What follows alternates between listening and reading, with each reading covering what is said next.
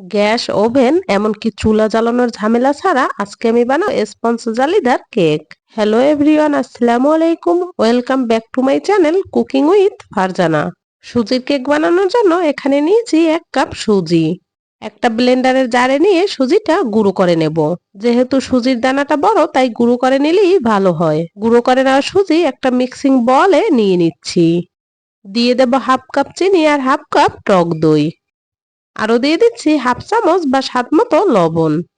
একটা hand weeks দিয়ে সবকিছু একসাথে খুব ভালোভাবে মিশিয়ে নিতে হবে। অল্প অল্প দুধ দিয়ে একেবারে পাতলা একটা ব্যাটার বানিয়ে নিয়েছি।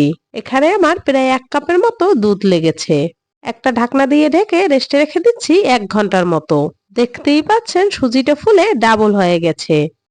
আবারও ভালোভাবে মিশিয়ে নিচ্ছি। এবার এর মধ্যে দিয়ে দেব 1/2 কাপ ময়দা।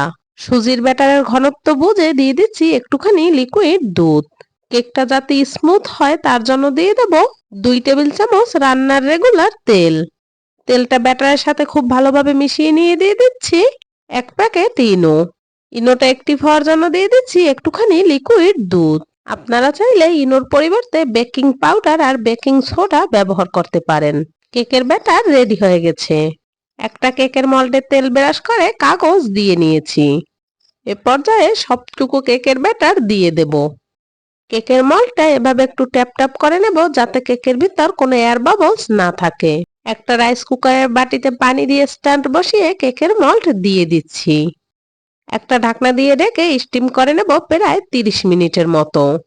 এবার কেকটা একটা কাঠি দিয়ে চেক করে নিচ্ছি। কেকটা রেডি হয়ে গেছে। রাইস কুকার থেকে বের করে ঠান্ডা করে নিচ্ছি। কেকের চারধারটা ছাড়িয়ে নিয়ে একটা প্লেটে নিয়ে নেব। ওয়াও, মাশাআল্লাহ, কেকটা কিন্তু একেবারে সাদা দবদবে হয়েছে আর একেবারে নরম তুলতুলে। এবার একটা ছুরি দিয়ে কেকটা কেটে নিচ্ছি। কেকটা দেখতে যেমন সুন্দর, খেতেও কিন্তু মাশাআল্লাহ দারুণ হয়েছে। দেখতেই পেয়েছেন কেকটা বানানো কতটা সহজ। আপনারা চাইলে এভাবে একবার বানিয়ে নিতে পারেন। আশা করি আজকের রেসিপি আপনাদের ভালো লেগেছে। যদি রেসিপি ভালো লেগে থাকে প্লিজ আমার চ্যানেলটা সাবস্ক্রাইব করে পাশে থাকবেন। দেখা হবে নতুন কোনো রেসিপির সাথে। আল্লাহ হাফেজ।